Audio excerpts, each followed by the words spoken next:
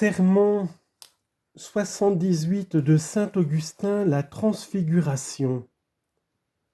Matthieu chapitre 17, versets 1 à 8. Il nous faut contempler, mes bien-aimés, et expliquer le spectacle saint que le Seigneur présenta sur la sainte montagne. C'est de cet événement qu'il avait dit « Je vous le déclare en vérité, il y en a quelques-uns qui ne goûteront pas la mort, qui n'aient vu le Fils de l'homme dans son royaume. » Matthieu 16, 28. Voici le commencement de la lecture qui vient de nous être faite. 6 jours après avoir prononcé ces paroles, il prit avec lui 3 disciples, Pierre, Jean et Jacques, et alla sur la montagne.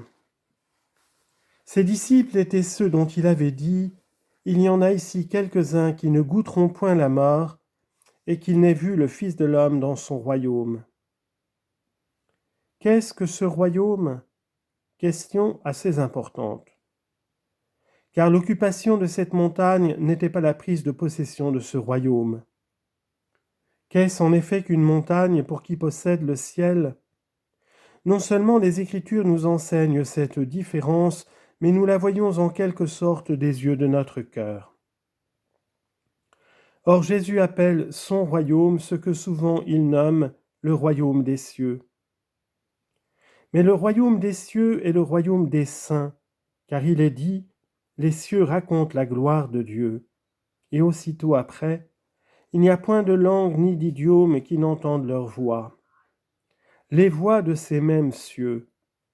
L'éclat s'en est répandu sur toute la terre et leurs paroles ont retenti jusqu'aux extrémités de l'univers. Psaume 18, versets 4 à 5. N'est-ce donc pas des apôtres et de tous les prédicateurs fidèles de la parole de Dieu qu'il est fait ici mention ? Ces mêmes cieux régneront avec le Créateur du ciel, et voici ce qui s'est fait pour le démontrer. Le Seigneur Jésus en personne devint resplendissant comme le soleil, ses vêtements blancs comme la neige, et avec lui s'entretenaient Moïse et Élie. Jésus lui-même, Jésus en personne parut, resplendissant comme le soleil, marquant ainsi qu'il était la lumière qui éclaire tout homme venant en ce monde. Jean 1, 9. Ce qu'est ce soleil pour les yeux de la chair, Jésus l'est pour les yeux du cœur. L'un est pour les âmes ce que l'autre est pour les corps. Ces vêtements représentent ici son Église, car ils tombent s'ils ne sont portés maintenus. Paul était dans ses vêtements, comme l'extrémité de la frange. Aussi dit-il, « Je suis le moindre des apôtres » 1 Corinthiens 15, 9. Et ailleurs, « Je suis le dernier des apôtres » 1 Corinthiens 4, 19. Or, la frange est ce qu'il y a de moindre et d'extrême dans le vêtement. Aussi, comme cette femme qui souffrait d'une perte de sang fut guérie en touchant la frange de la robe du Seigneur, Luc 8, 44, ainsi l'Église des gentils se convertit à la prédication de Paul. Ah, qu'y a-t-il d'étonnant que l'Église soit figurée par de blancs vêtements, puisque nous entendons le prophète Isaïe s'écrier « Vos péchés fussent-ils rouges comme l'écarlate, je vous blanchirai comme la neige. » Isaïe 1, 18. Que peuvent Moïse et Élie, la loi et les prophètes s'ils ne communiquent avec le Seigneur ? Qui lira la loi ? Qui lira les prophètes s'ils ne rendent témoignage au Fils de Dieu ? C'est ce que l'apôtre exprime en peu de mots. La loi, dit-il, fait seulement connaître le péché, tandis qu'aujourd'hui, sans la loi, la justice de Dieu a été manifestée. Voilà le soleil annoncé par la loi et les prophètes, voilà l'aurore. Pierre est témoin de ce spectacle, et goûtant les choses humaines à la manière des hommes, « Seigneur, dit-il, il nous est bon d'être ici. » Il s'ennuyait de vivre au milieu de la foule. Il avait trouvé la solitude sur une montagne où le Christ servait d'aliment à son âme. Pourquoi en descendre afin de courir aux travaux et aux douleurs, puisqu'il se sentait envers Dieu un saint amour et conséquemment des mœurs saintes. Il cherchait son propre bien. Aussi ajouta-t-il, « Si vous voulez, dressons ici 3 tentes, une pour vous, une pour Moïse et une autre pour Élie. » Le Seigneur ne répondit rien à cette demande, et toutefois il y fut répondu.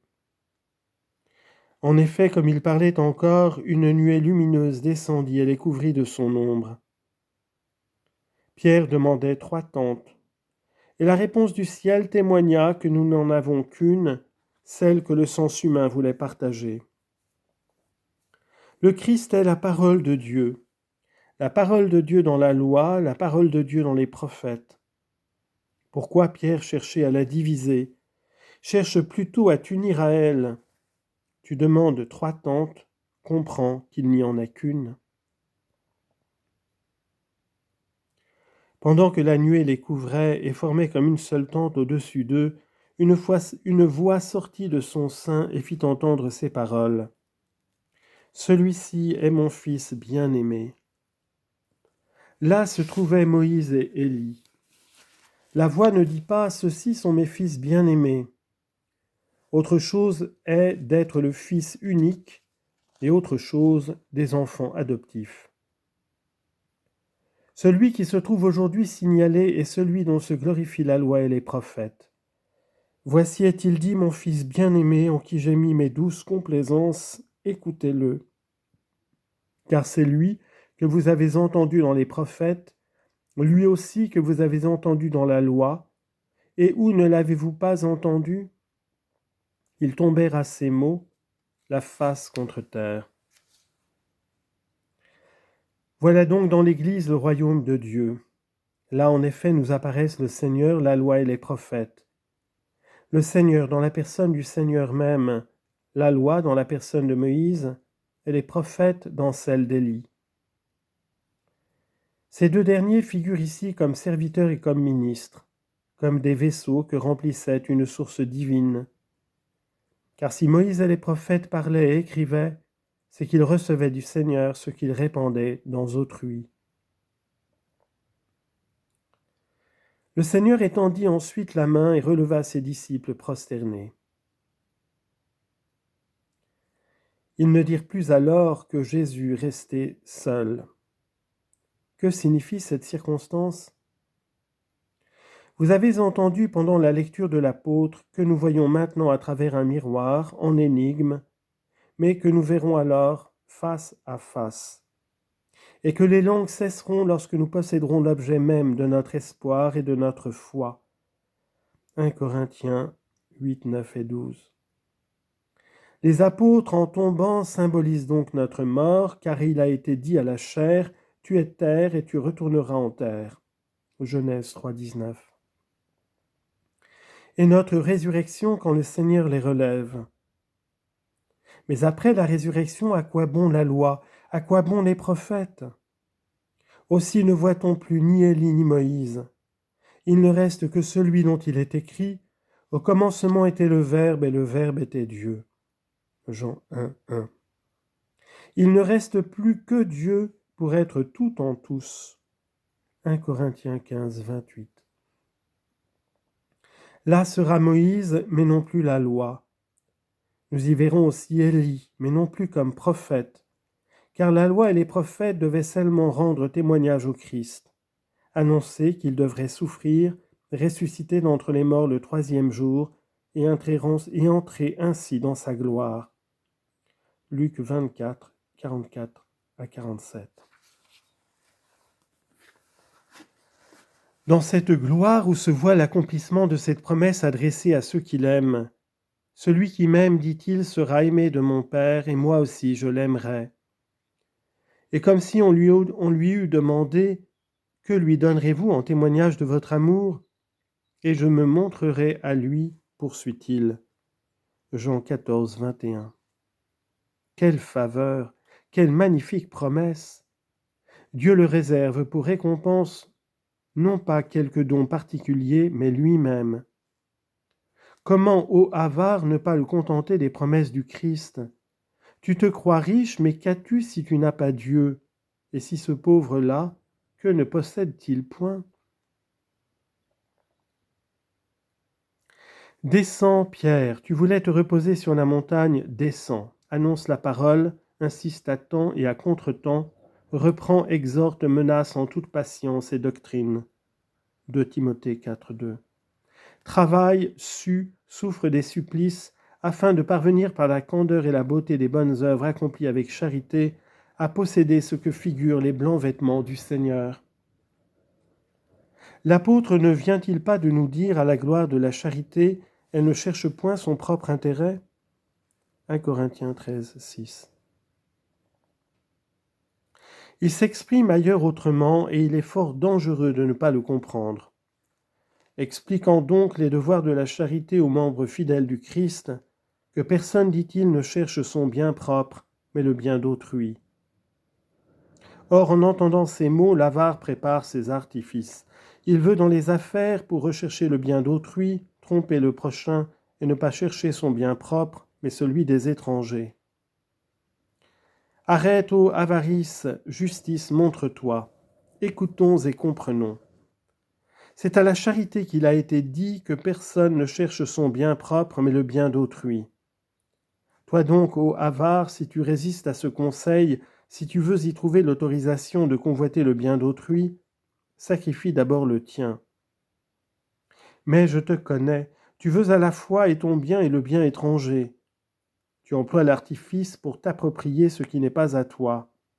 Souffre donc que le vol te dépouille de ce qui t'appartient.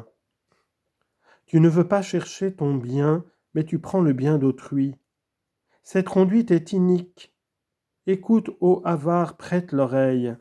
Ces mots, que personne ne cherche son bien propre, mais le bien d'autrui, te sont expliqués ailleurs plus clairement par le même apôtre. Il dit de lui-même, « Pour moi, je cherche non pas ce qui m'est avantageux, mais ce qu'il est au grand nombre, afin de les sauver. » 1 Corinthiens 10, 24 et 33. C'est ce que ne comprenait pas encore Pierre lorsqu'il désirait rester avec le Christ sur la montagne. Le Christ, ô Pierre, te réservait ce bonheur après la mort. Pour le moment, il te dit, descends travailler sur la terre, servir sur la terre et sur la terre être livré au mépris et à la croix. La vie même n'y est-elle pas descendue pour subir la mort, le pain pour endurer la faim, la voie pour se fatiguer dans la marche, la fontaine éternelle pour souffrir la soif ? Et tu refuses le travail ? Ne cherche pas ton intérêt propre. Aie la charité, annonce la vérité, ainsi tu parviendras à l'inaltérable paix de l'éternité.